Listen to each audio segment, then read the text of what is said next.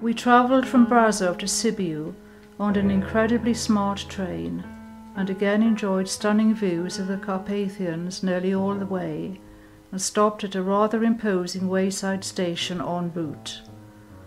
Although separated by a very busy main road from the old town, our hotel had wonderful views of Sibiu from the 10th floor. After breakfast we strolled in a leisurely fashion in the delightful medieval city. Charming squares or piazzas, and houses with roof windows like eyes, some with slit eyes and others with hooded eyes. Fascinating.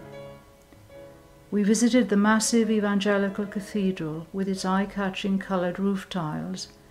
It contains Romania's largest organ and the crypt holding the tomb of Minia the Bad, son of Vlad the Impaler. We also visited the Brukenthal Museum, in which were exhibited some fine artworks. The house had been occupied by the Austrian governor of the region in the 18th century. The Orthodox cathedral, which is supposed to be based on Hagia Sophia in Constantinople, was unfortunately covered in wooden scaffolding, so it was difficult to appreciate the frescoes which completely covered the walls.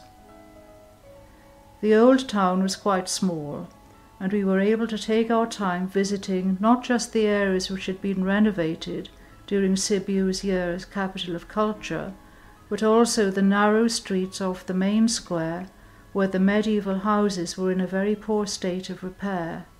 After a sleepless night due to loud music until 4 a.m. from a disco nearby, we caught an early train to Sighisoara. We were sure that they had intended that the station should have been completed before the expected visitors began to arrive, but unfortunately it was not, and we had to buy our tickets in a shack and negotiate rubble. A taxi from the station brought us to the Piazza Cetati, from which everything of interest seemed to stem. The town had an amazing clock which revolves at midnight. Although the monastic church was closed, we could hear organ music from within. We saw the house where Vlad the Impaler was born, and decided that the only magnets on sale in Romania were of Vlad, and we had better buy them.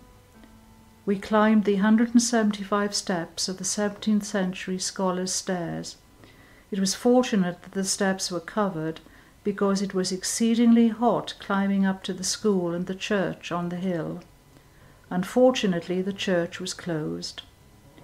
We had a splendid lunch at the Stag House, Hirsch House, where Prince Charles stayed in 2002 when he bought an estate nearby. We continued down the hill from the old town, going into souvenir shops as we went. Finally over the bridge and back to the station for the evening train to Bucharest.